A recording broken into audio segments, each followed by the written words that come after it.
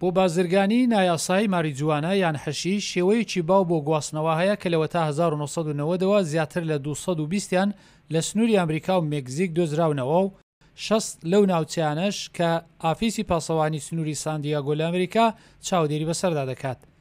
گوتەبێژی و ئاژانسا شی دەکاتەوە بۆچی ناوچەکە بە تایبەتی بۆ قاچاقچەکان سەرنج ڕاکێشە. دەبینن ناوچەیەکی پیشەسازیە گەلێک ئەمبار و لۆری دەبینن کە تێدەپەڕن شتێکی ئاساییە کە لە دوی پاشنیۆڕۆ یان لە سەردەبیانیەوە ئەوانە ببینی بۆیە ئەوەی قاچاقچەکان حەشای دەدەن بە هەر حاڵ هەرکەس دەتوانێت ببینێت.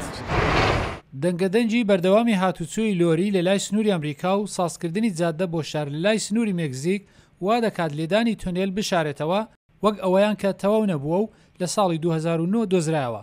قاچاقچەکان نەگەوەی هەروە هەڕەمەکی تونێلان ساز بکەن بەڵکو بۆ سازکردنی تونێلێک هەتا 2 میلیۆن دلار خەرج دەکەن. ئەوە تونێلی گالڤێزا کە 20 میتر قوڵە زۆر بە کارامەیی سازکراوە و ڕێگای قەتاری هەیە و چرای تێدایە و تەنانەت خاوەنی سیستمێکی تەلەفۆنە. ئەو تونێلە لە ژێر دیواری سنوورەکە 79 میتر درێژە پێشەوەی تەواو بێت دۆزرایەوە. پاسەوانی سنوور بۆ یارمەتیکردن بە کارەکەی کەرەسە و دەستگای دۆزینەوە دابش کردووە وەگڕادار و دەستگای دیتنەوە و تۆمارکردن لە قوڵای زەوی.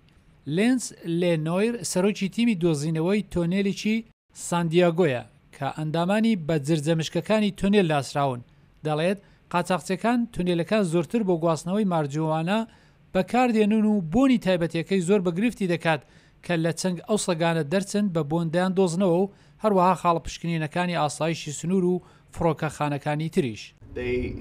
ئەوان دەست بەجێ بە دوای 13 کەسیان لە باشووری مێکزیک دەگەڕان. ئەوان دەرگای چوونە ژووریان لە ژێر ژووری ئاودەستێک دۆزیەوە بۆ هەڵگرتنەوەی لە سیستمی هایدرۆلیک کەڵکیان وەرگرت. کاتێک کاربەدەستانی ئەمریکا تونێلێک دەدۆزنەوە دای دەخەن. کاتێک تونێلی ئەوتۆ دەدۆزینەوە ئێمە ئەردەکە بە PTX نیشانە دەکەین هەڵی دەکۆڵین و دەیدۆزینەوە و بە چیمەنتۆ پڕیان دەکەینەوە. لە 2007 بۆ 2015 وەزارەتی ئاسایشی نیشتیمانی بۆ داخستنی ئەو تونێلانە بە چیمەنتۆ 8 میلیۆن و 700 هزار دلاری خەرج کردووە. هەمان وەزارەتی بەرامبەر لە مێکزیک ڕێگایەکی جیاواز دەگرێتە بەر. ئەوان زۆرتر زەبڵ و خاشاک لە پێش دەرگای تونێلەکە دادنێن بۆ ئەوەی دەواازەکەی دابخەن. ئەو شێوازە بۆتە کێشەیەک لە نێوان کاربەدەستانی مێکزیک و ئەمریکا چونکە چاکردنەوەکە دایمی نییە. لانیکەم لە لای مێکزیک 6 تونێل سەر لە نوێ کراونەوە. کاربەدەستانی ئەوێ دەڵێن پارە نییە چیمەنتۆ بەکاربێنن.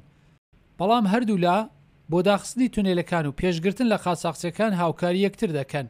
ئەمریکا بەنگ و مخادراتی نایاسایی و بە قاچاقبردننی وەک هەڕەشەیەک بۆ تەندروستی و ئاسایشی وڵات دەبینێت.